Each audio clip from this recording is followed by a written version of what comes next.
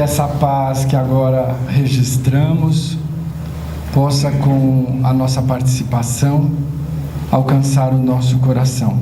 Para isso, eu convido todos os encarnados presentes, porque os desencarnados também podem participar, a fechar os nossos olhos materiais e, respirando profundamente, para nos ajudar a desligar da nossa rotina, da agitação e os problemas e preocupações do dia a dia, porque este é um intervalo que nós adotamos na nossa vida para que dentro dele nós possamos refletir sobre os exemplos de Jesus, as leis de Deus, e nutrir a nossa alma de conceitos, libertando e elucidando a nossa consciência para melhor aproveitarmos todas as oportunidades que a misericórdia de Deus nos oferece nessa atual reencarnação. Rogando a presença e a inspiração dos benfeitores, o envolvimento do nosso ambiente em muito amor, nós damos por início a nossa exposição, a nossa reflexão do dia de hoje.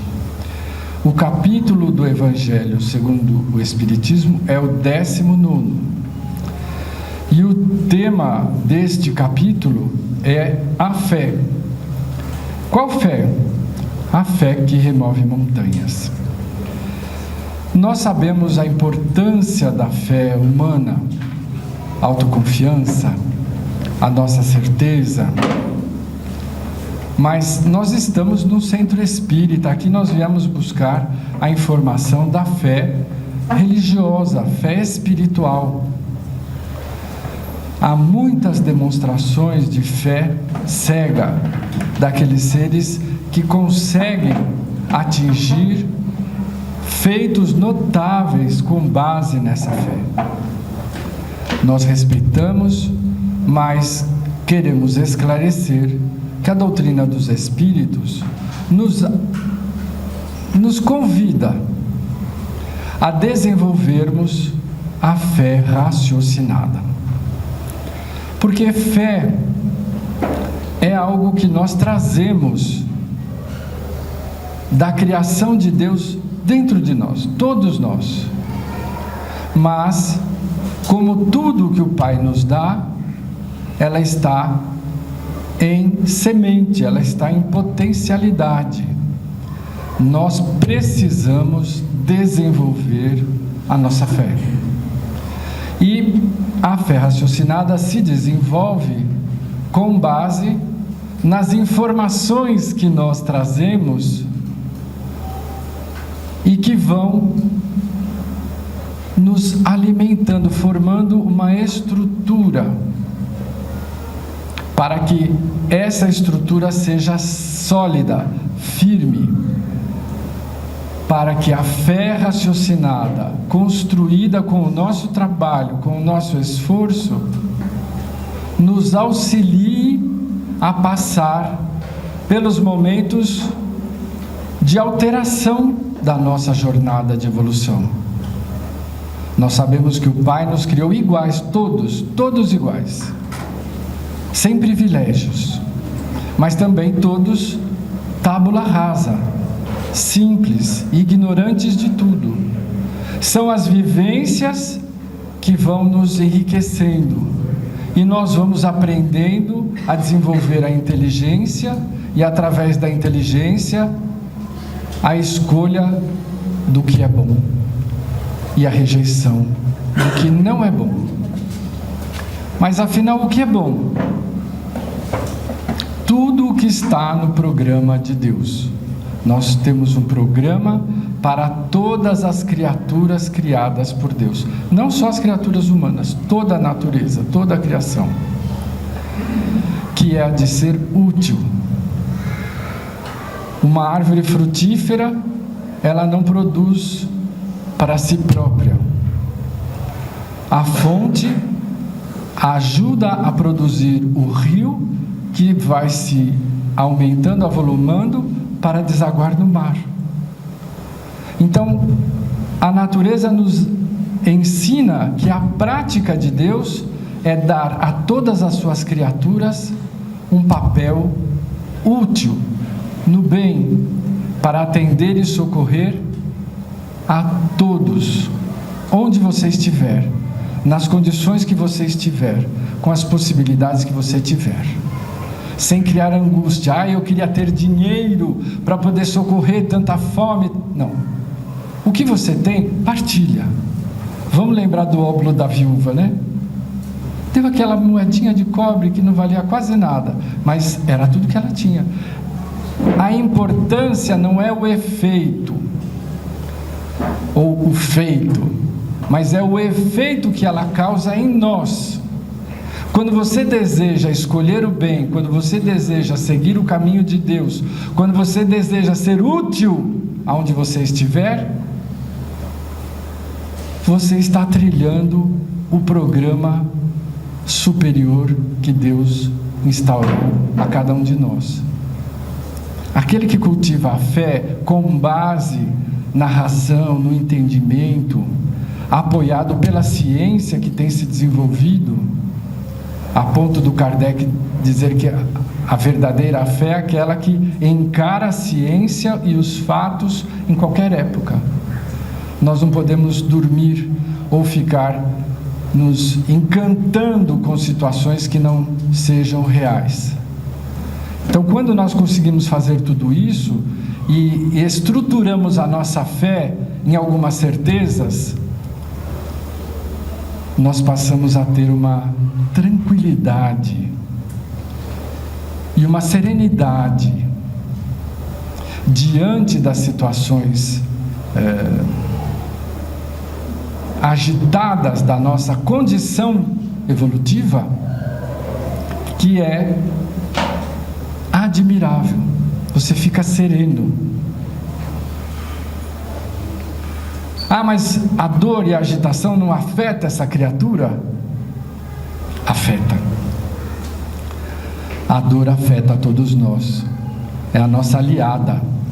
Mas você não entra no módulo desespero. Então, saber conhecer minimamente as leis naturais que regem a criação estrutura a nossa fé. Saber que Deus é a causa primeira de todas as coisas, que é o foco doador da vida, do amor, que age em toda a criação, trabalhando constantemente com amor. Nos criou com amor, para o amor. Aí nós já entramos no entendimento de que servir, trabalhar é uma coisa prazerosa para a nossa alma. Mas eu não aguento o meu trabalho. Eu tenho 16 filhos e eu não dou conta nem de ir no banheiro. Esse trabalho é um trabalho temporário, que nós vamos aproveitar e nos desenvolver ao máximo no seu desempenho. Só pode fazer esse trabalho seres evoluídos como as mães. Pais têm mais dificuldade, embora alguns de nós consigam. Mas veja, todo tipo de trabalho, mesmo os que cansam, os que desgastam, eles têm um objetivo de desenvolver a nossa inteligência, a nossa capacidade, a nossa lucidez diante das situações. É simples você pegar uma pessoa que nunca trabalhou e uma que sempre trabalhou muito, e você vai ver que quem trabalhou muito aprendeu, fortaleceu, e hoje enfrenta as situações com tranquilidade, porque já viu tanta coisa. E o que nunca trabalhou é inseguro, tudo tem medo, é preocupado, porque nunca se lançou. Mas o trabalho do qual o Pai nos está preparando é um trabalho espiritual, de atender, de socorrer, de amparar, de dar, de recompor. Este trabalho, os espíritos que já não precisam mais reencarnar, que atingiram o esgotamento de todas as solicitações da consciência, esses espíritos dizem que trabalham constantemente com muita alegria, com muito prazer espiritual, porque não é um trabalho desgastante, é o trabalho de ser útil. E nós estamos ainda atendendo a nossa consciência, nós ainda estamos ligados às reencarnações. Precisamos reencarnar junto a seres com os quais nós não deixamos a coisa muito bem clara, está meio nublada, para que melhore e para que nos melhoremos. Nós não reencarnamos para mudar ninguém. Eu acho que eu vou repetir. Para mim, né? Que vocês já entenderam, mas eu tá difícil. Nós não reencarnamos para mudar o outro. Nós reencarnamos para nos transformar em seres melhores, mais dóceis ao convite de Deus. Qual que é o convite de Deus? Ser útil, onde você estiver, com o recurso que você tiver, no tempo que você dispuser. Então, fé é a certeza íntima que já nasce com a gente e que nós vamos alimentando com a certeza de que Deus é o ente, porque nós podemos dizer que Ele é um ser, tanto que a gente chama Ele de causa primeira, porque a nossa inteligência ainda não alcançou o entendimento, mas é o foco que doa vida, luz, amor, e é puro, é sábio, é misericordioso, onipotente, onisciente, e nós somos filhos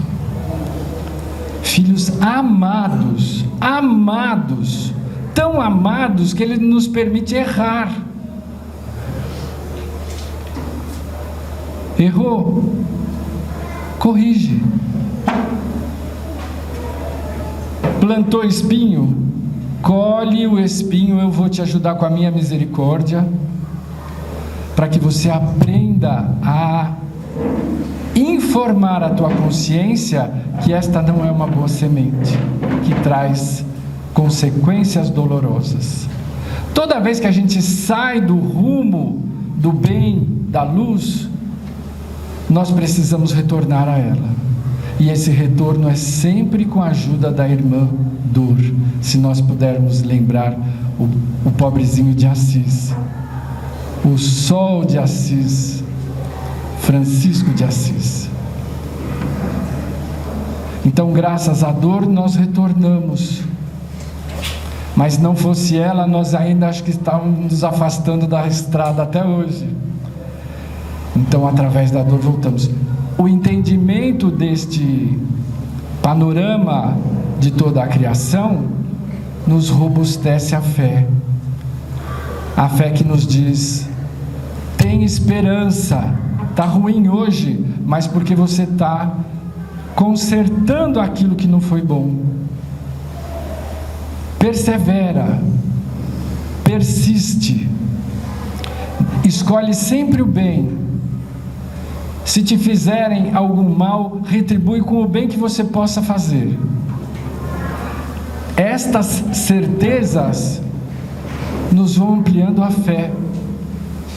E ela fica de tal maneira ampliada, que nós passamos a enfrentar as dificuldades que nós mesmos produzimos como consequência dos nossos atos presentes e pretéritos, e que precisamos solver, resolver, enfrentando as doenças graves, as limitações, os reveses econômicos, as perdas de entes queridos. Todas essas situações doem,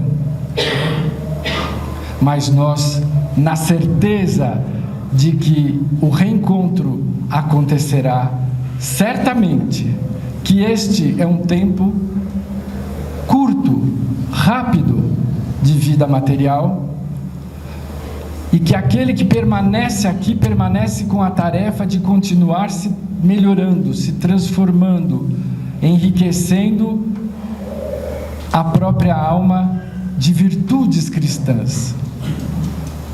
Nós não paramos, nós não desistimos, nós não escapamos do testemunho. A exemplo, os pais jovens que perdem a nossa denominação, né?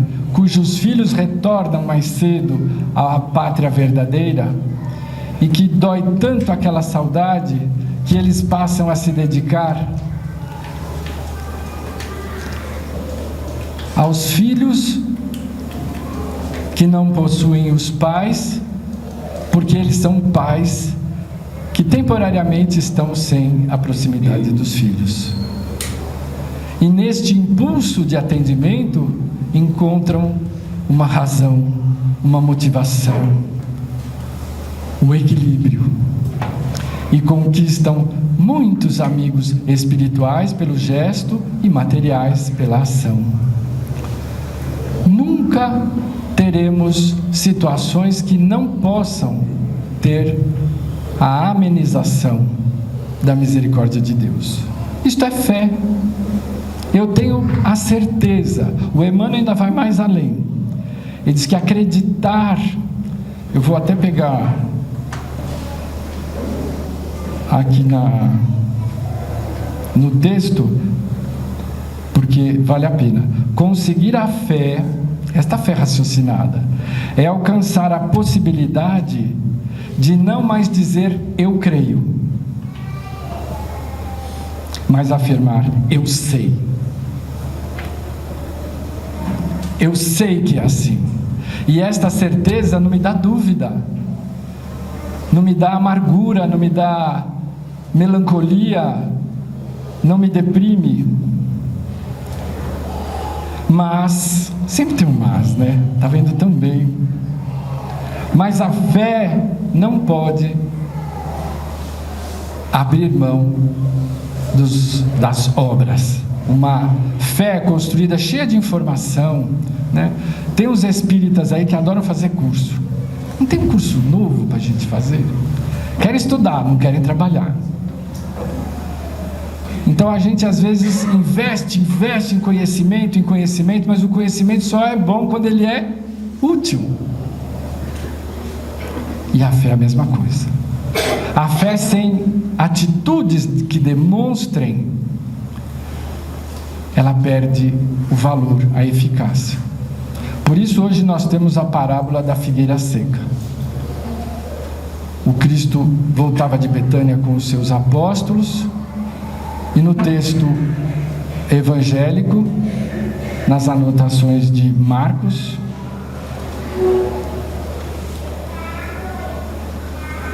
a memória agora precisa de cola. Nas anotações de Marcos, ele diz: e tendo fome, essa fome é importante, porque é uma fome figurada. Procurou a figueira que via à distância, repleta de folhas.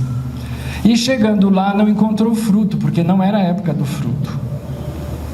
Mas o Cristo, Ele é o nosso grande mestre, nos ensinava em situações como essa. Então Ele disse: não tem nenhum fruto, que ninguém se alimente mais dessa árvore. E acontece que no dia seguinte eles voltaram a passar pelo mesmo lugar. E Pedro, sempre Pedro, né? Pedro é a nossa cara. Igual o Shrek o burro do Shrek. Vai demorar? É nós lá. Olá, mestre, secou a árvore que você falou, que você amaldiçoou. E aí o mestre aproveita para nos ensinar: Pedro, em verdade, tudo aquilo que você falar com convicção, pode ter certeza que acontece. Você vai falar para essa montanha: sai daqui e vai para o mar, e ela vai. Então, para um povo, um momento sem espiritualidade, era o máximo que um mestre como esse podia dizer para nos ensinar os valores da fé, da determinação. quando nós acreditamos e quando nós sabemos que aquilo é de fato uma realidade, que o Pai é pureza, é perfeição, nos ama, que a reencarnação é um fato, a comunicação dos espíritos, a habitabilidade dos mundos, nós transitamos nessas leis com mais tranquilidade. O peso não fica no nosso ombro. Nós somos um elemento que está dentro de uma grande obra de equilíbrio, de amor, de beleza e de misericórdia. Que alívio! Mas precisa ter construído. Não adianta achar que não vai fazer nada e vai crescer sozinho. Pega um vasinho de planta, o mais simples que você quiser. Olha, achei tão linda essa planta, eu vou pôr no meu escritório. E nunca mais eu vou regar, não vou pôr no sol. Aquilo vira um torresmo. Tudo é assim. Graças a Deus. Precisa de atenção, de cuidado, de trabalho. A fé precisa do nosso investimento. Ah, não, mas sabe, eu não gosto muito de vir no centro, eu venho hoje porque é domingo, minha mulher me arrasta, mas ela que é dessas coisas, ela gosta de rezar, então ela reza por mim. Que bom, olha, esposa desse homem. Seja a luz na sua consciência sempre cada dia maior. Mas cada um de nós precisa fazer a sua parte. Por mais que a esposa ame o marido, o pai, a mãe, o filho, nós podemos orar por eles, sempre, sempre. Mas cada um de nós é responsável pelo desenvolvimento da própria alma, da própria consciência, da própria fé. Então, a parábola da figueira, o Cristo falava a respeito de todas as pessoas que têm muita eloquência, que falam muito bem, que citam o versículo, o capítulo, mas que não põem em prática. O fruto é importante. Toda fé prepara o ser humano para agir no bem, para escolher o bem, para ser do bem, onde estiver, do jeito que estiver, com quem estiver, com os recursos que dispuser.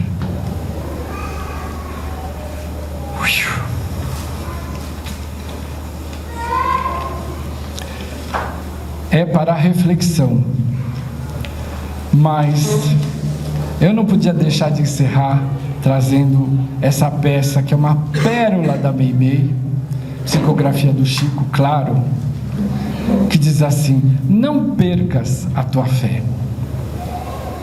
Não percas a tua fé entre as sombras do mundo. Ainda que os teus pés estejam sangrando, segue para frente, erguendo-te por luz celeste acima de ti mesmo. Crê e trabalha. Esforça-te no bem e espera com paciência. Tudo passa e tudo se renova na terra, mas o que vem do céu permanecerá. De todos os infelizes, os mais desditosos são os que perderam a confiança em Deus e em si mesmos, porque o maior infortúnio é sofrer a privação da fé e prosseguir vivendo. Eleva, pois, o teu olhar e caminha, luta e serve, aprende e adianta-te.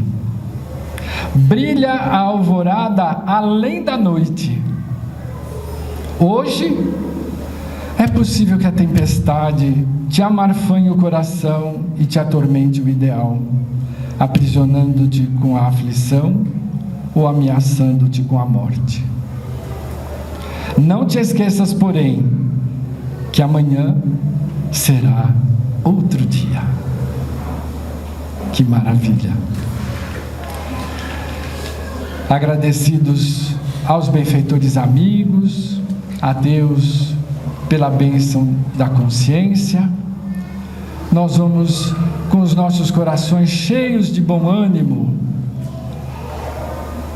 agradecer e pedir por nós mesmos, pelo nosso lar, pelos nossos familiares, pelos que partilham o dia a dia profissional conosco, por aqueles que têm nos preocupado. Entregamos agora a misericórdia de Deus. E como nos sentimos profundamente agraciados, presenteados por estarmos aqui, por acreditarmos na superioridade do bem, na vitória da luz sobre todas as situações, nós pedimos aos benfeitores amigos que levem as nossas vibrações, que emitimos do fundo da nossa alma, de paz, de renovação, de esperança, a todo o nosso planeta, especialmente aos corações em aflição e desespero, aos lares em desarmonia, aos conflitos entre os povos, aos povos que passam pelo flagelo da guerra, da fome, das doenças, onde quer que haja o desespero e a aflição, que a presença de Jesus ilumine, desperte e abra grandes rasgos de esperança. Finalmente deixamos uma vibração intensa a cargo desses benfeitores, para que eles possam utilizar onde a sua sabedoria entender que seja mais necessária. E agora, agradecidos a Deus, nós nos preparamos para a fluidoterapia na sala contígua, onde iremos abrir o nosso coração e permitir que as energias superiores nos transpassem, nos envolvam, encharquem a nossa alma e nos dê o bom ânimo que precisamos para realizar a tarefa interior de reforma íntima com Jesus em direção aos nossos lares. Graças a Deus.